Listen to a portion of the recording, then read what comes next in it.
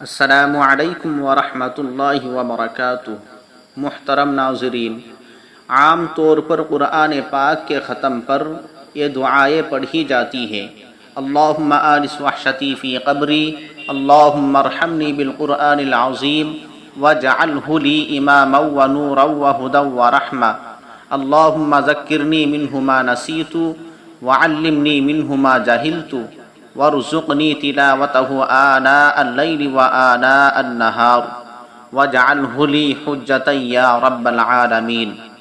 اس طرح کی دعائیں عام طور پر قرآن پاک کے آخر میں درج ہوتی ہے، تو ان دعاؤں کا پڑھنا کیسا ہے اور کیا یہ دعائیں کسی حدیث سے ثابت ہے؟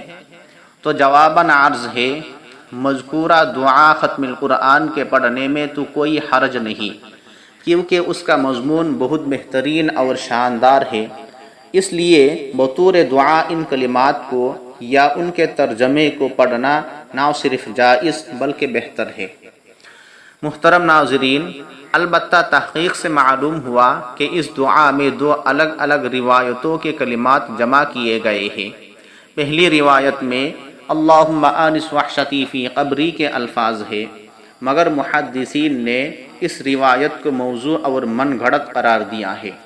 اس میں ایک راوی احمد ابن عبداللہ الجویباری ہے، جو بڑا کذاب اور وضاع تھا، جس کے بارے میں یہ مشہور ہے کہ جب بھی اس کے سامنے کوئی بھی اچھی بات آتی تو اسے پیغمبر علیہ السلام کی طرف منسوب کر دیا کرتا تھا۔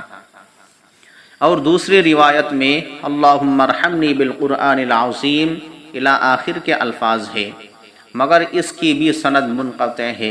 لہذا خلاصہ یہ نکلا کہ اس دعائے ختم القرآن کو اگرچہ بطور دعا پڑھنے میں کوئی حرج نہیں ہے، لیکن اس کو حدیث سمجھ کر نہ تو پڑھا جائے اور نہ بیان کیا جائے۔